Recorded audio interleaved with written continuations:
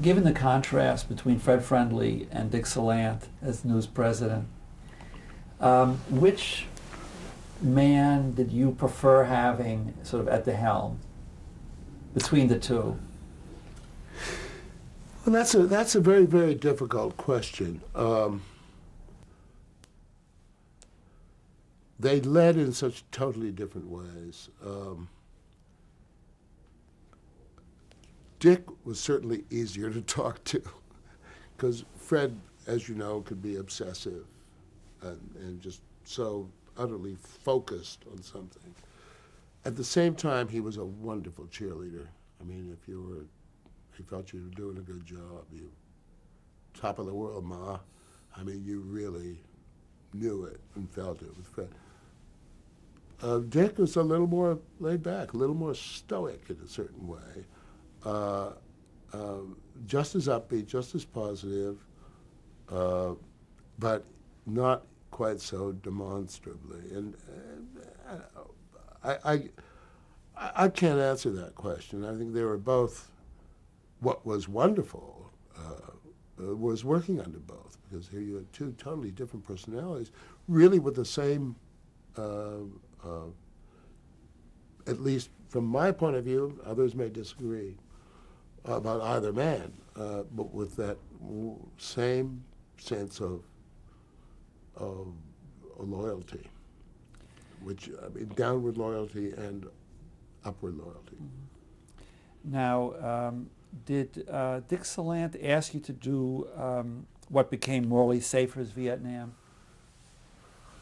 Yes, I had reached a point in Vietnam where I just needed some time out. I was getting a little bit frazzled, and I wanted out. Not for good. I wrote Dick a letter saying, I think it's time. I just need some time out. I'd love to go back to London and do some other work, some other stories. Just, I was getting a little threadbare in terms of that story. At least I felt it. Down. And Dick said, answered and said, look, okay, fine, but would you just stay on and do an hour of your own choosing, whatever your impressions? And that became Morley Safer's Vietnam. And so I did stay on. I stayed on for, I guess, another month or so. I mean, I sat down and wrote a kind of memo to myself, a little, what are my impressions after covering this story? Because at the time I'd covered it, and that became a bit of a spine, a little, over the things that were the important impressions to me of my experience there. And I think it stands up reasonably well. It is impressionistic. It was, I thought, pretty good. I came back and I put it together, edited it here in New York, under the umbrella of the Les Midgley operation there, which was more the instant specials and instant documentaries, as opposed to the CBS reports. Now, was it in the same period that you did Morley Safer's Red China Diary? Well, that came afterwards, correct? I mean, your timeline's better than mine, yes. Now, also broadcast in 1967, I believe. Yes. I was then back in London, and I had we had gotten word from our Paris bureau that there was a travel agency in Paris that claimed it could get us visas for China, which was totally closed. It was the middle of the Cultural Revolution. And no network had really been into China.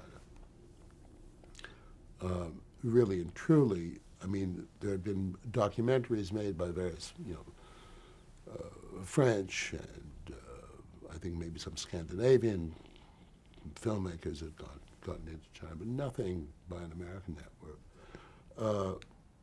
This is where my Canadian passport came in useful, and I, along with John Peters, who was a British cameraman, applied through this French travel agency.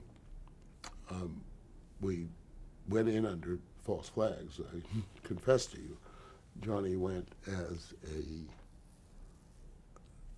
amateur travel agent with serious amateur interest in photography. I went as a kind of as an amateur archaeologist with an interest in Chinese history and art, but otherwise self-employed, a rich amateur. And we took with us a young French student who spoke Chinese. The French-Chinese relations were very good, and they had these student exchanges. And we found this young man, a bright guy, who could read the wall signs for us. And we took part of the deal in getting these visas from this French travel agencies was to take the kind of ne'er-do-well nephew of the owner of the travel agency along, which actually worked out. We needed extra hands to carry the gear.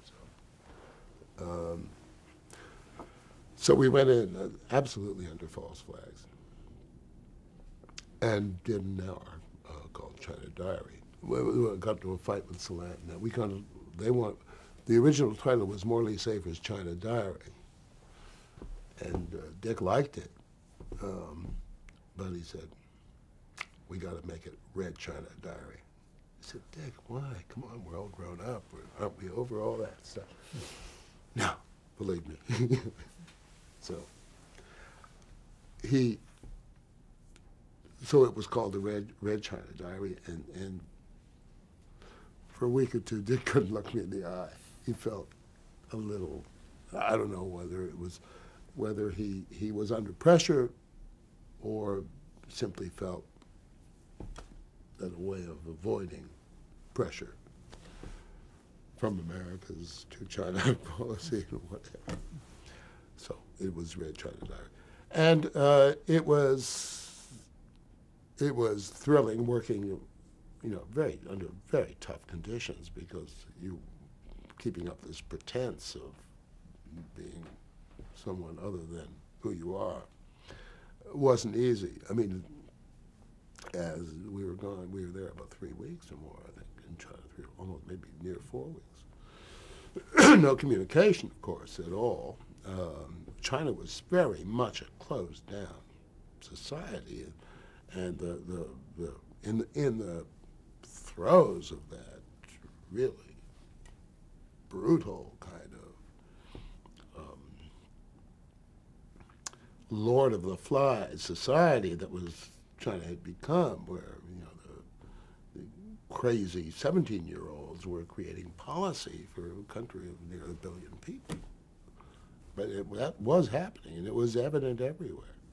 I remember it was in Shanghai, in a hospital, and China had always had, in the area of eye surgery, had, for reasons I don't quite know, had if not leading the world, but shown great expertise. And I met with the board of the hospital. The board of the hospital were these Red Guards, probably 10 of them. Average age, maybe 19, 20. Their red armbands and the mailbooks and the caps and the anger and the beyond being true believers. I mean, they were nuts. And I asked about this surgery business, just making conversation, sitting at this board table. And they said, "You want to see a surgeon? We'll show you a surgeon." kid opens the door, and there's this old man swabbing the floors, and he brings him in by the collar with his bucket and mop and said, "This is a surgeon." Pushed the man out the door. Did you get that on film? We have Or there's things one like little vignette, because Johnny, we were also shooting with a little, looked like an amateur camera, 16 millimeter film camera. I don't think, no, not that whole scene was, but it was scary in a way, and it was really like going through the looking glass, China at that time. Say a word, before we talk about your work for 60 Minutes since 1970, you were London bureau chief for that 3-year period from 1967 to 1970. What were your responsibilities? I also went back to Vietnam. And then you went back to Vietnam I went back as to well. Vietnam in 70. Yes, it was. They wanted me to go back. I went back actually twice, but in 1970 they wanted me to go back, and my wife was pregnant with our daughter, and so I delayed going back until after she was born. I knew everything was okay. I went back. She was 15. I went back, I guess, to be around the end of April. But say a word about your tenure as a London bureau chief. Your responsibilities. What did the significance of that position historically for CBS? Well, it was the last. It was the last gasp of a journalist as bureau chief. As a reporter, I'm sorry. It was the last gasp of a correspondent as bureau chief. And after that, when they had bureau managers and bureaucrats. And so it was, I mean, and indeed, there was a pretty interesting, distinguished few people who'd been in that job before me. Quite honestly, they did the right thing, I suppose, one must admit, in putting a manager in, because this work had changed so much. It was the big satellites were coming in, and all of that stuff, and negotiating deals and contracts and exchanges and all the stuff that didn't want to touch. But I think, we maintained the title even after there was a bureau manager and a bureau chief, but you really weren't the chief of anything but yourself, and very rarely that. So, but it was great, and there was an interesting. I was still going to Africa and doing stories, going to the Middle East. I mean, in 1968, 9, CBS didn't have a Middle East bureau, and Frank Kearns and I who was a correspondent, also covered Africa, would spell each other off in Tel Aviv. We kept a hotel suite in Tel Aviv, which was the bureau, and essentially it was just the correspondent, and sometimes a cameraman, more often local stringer cameraman, and the secretary was the switchboard operator at the Dan Hotel or the Hilton Hotel. I think we moved a couple of times. So it was still good to get out and do. You being in London didn't mean London. You were pretty much on the road most of the time anyway, covering stories all over Europe. It was the beginning of the shrinkage, just the first stages of. I guess we still had a bond bureau, but it was getting a little precarious. Still in Paris was still functioning, and but London was as it is now, the main gathering place for news for Europe. The fact that Edward R. Murrow had worked out of London, did that mean something special to you, or give a special cachet, especially for CBS people? Oh, it certainly. I mean, I think it meant more, even more. It meant more to me when they first hired me at CBS and in the London bureau before I went to Vietnam.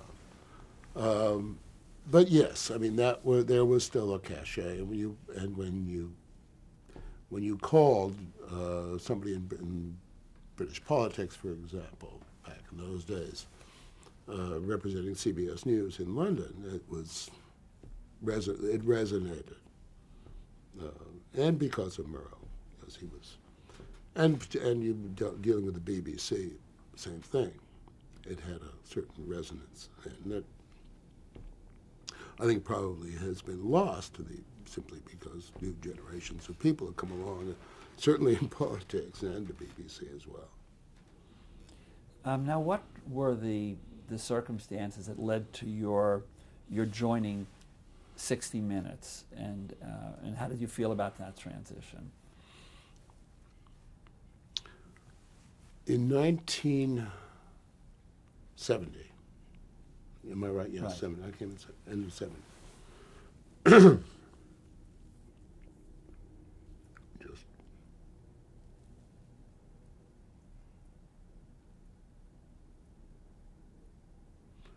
I guess it was about November 70. No, November 70 was when de Gaulle died. Yeah, it was November.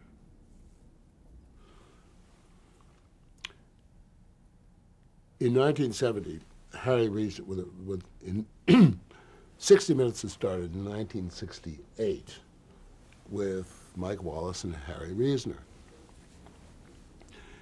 In 1970, I guess the fall of 1970, October or so, Harry decided to accept an offer from ABC and their evening news. And CBS was looking for someone to replace Harry. About the same time, I guess it was November of 1970, de Gaulle died. And I was sent over from Collingwood and I guess, plus whoever was in the Paris bureau then, I forgot, to cover this passing of one of the giants at that point of the century, savior of France, the cross for Winston Churchill to bear. But extraordinary, larger-than-life character, I mean, who embodied a nation, was still of some importance in the world at that point. And so I covered this moment, little key moment, I think, certainly in European history. And I think I did a pretty good job of it, about who de Gaulle was and what he represented. And in the middle of feeding that, this was earliest days of satellites, Bill Leonard, who was the vice president of CBS News, in charge of this fledgling 60 Minutes.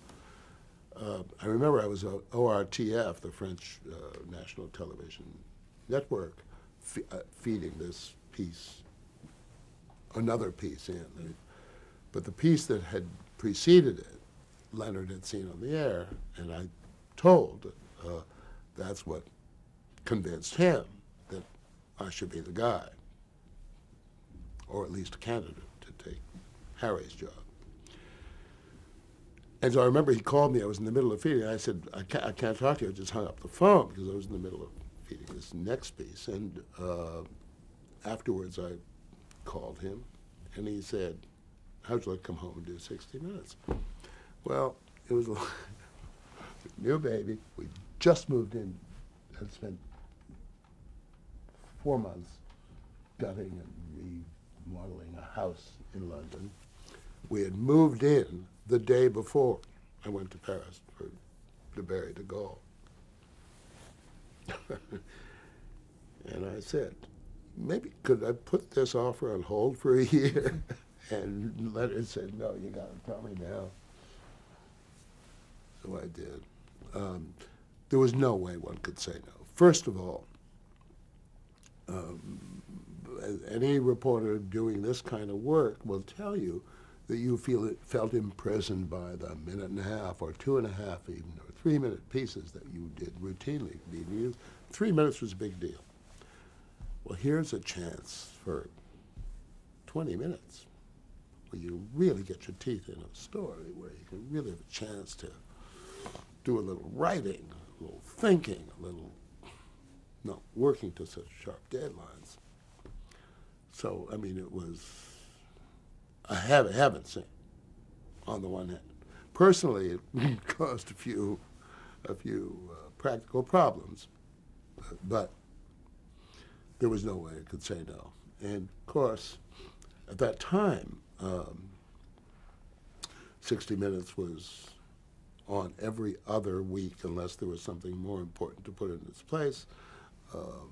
It was still pretty much the earliest days of this, and the only condition when I agreed to do it and came back and I asked Solange, I said, I want something written into this contract that says when 60 Minutes falls, I go back to London. I don't want to be part of some elephant graveyard there where they just don't know what to do with people. They shove them into an office somewhere, and let's decide now what you're going to do with me, which I thought was very clever.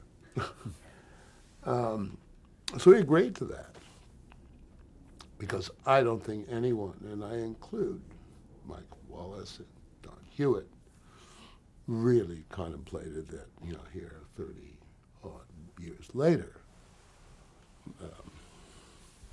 this occasionally seen broadcast would be on the air and become in its own way a kind of institution. Before I get into some of the details, what in a nutshell, to what would you attribute its tremendous success and unanticipated success, as you indicated? I think, and if one knew what made her a success on television, we would all be rich men.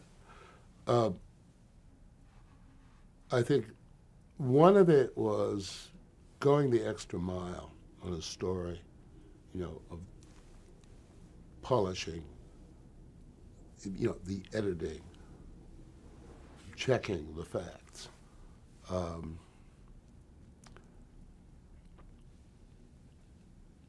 I think central to it were the, for want of a better word, controversial interviews that Mike was doing, and still does. I think that was central. I think there was a hunger for more than what could be jammed into a 22 or 23 or even whatever 28-minute broadcast as the evening news was then. There was a hunger for it. No one was doing it.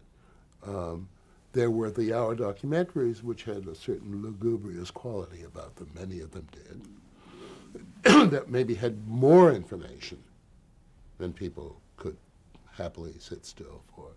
There was something about 20 minutes or 18-minute pieces, which are now 12, by the way, that seemed to fit perfectly. Also, I think one very important reason was the variety of stories, that there wasn't this relentless one-note kind of whatever people call things investigative or national disgrace stories. Look, folks, yet another national. That there really was a nice, interesting mix of stories. I think once we went on every week, which happened in '71, I believe, at 6 o'clock on Sunday,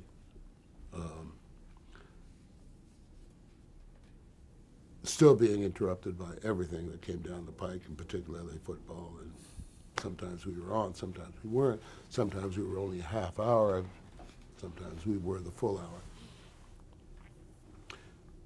when we went to 7 o'clock on Sunday, that's when we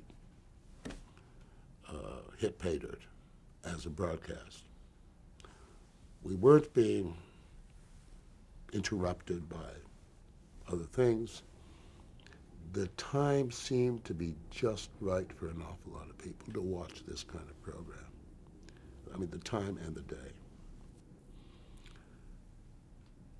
And I think by say the third or fourth year of being on at 7 o'clock on Sunday, we became something like Life magazine was to our house when I was a kid. It was, you expected it through the mailbox. It became one of the events of the week. I think that's what happened. The other thing that I think that is important for the broadcast is that we never really pandered. We didn't take surveys about the kind of stories people think other people want. We only put on stories that intrigued us. I mean, us individually, the correspondents and Don. And you know, on the assumption that we're all reasonably interested people, and if we find this interesting, amusing, shocking, hilarious, a lot of other people will. And the program still works on that principle, by the way. We don't sit around having meetings about what might make an audience-grabbing story. I mean, I think that the effect, mercifully, has been that. The audience has come to it. And I think the other interesting thing that keeps us going, even though ratings are down on all network television, as you know, is that the more we continue to do what we've always done, the more distinct we become from the various magazines that have followed. I mean, the more bells and whistles they add, the better we are. All right, let's stop here. That's good.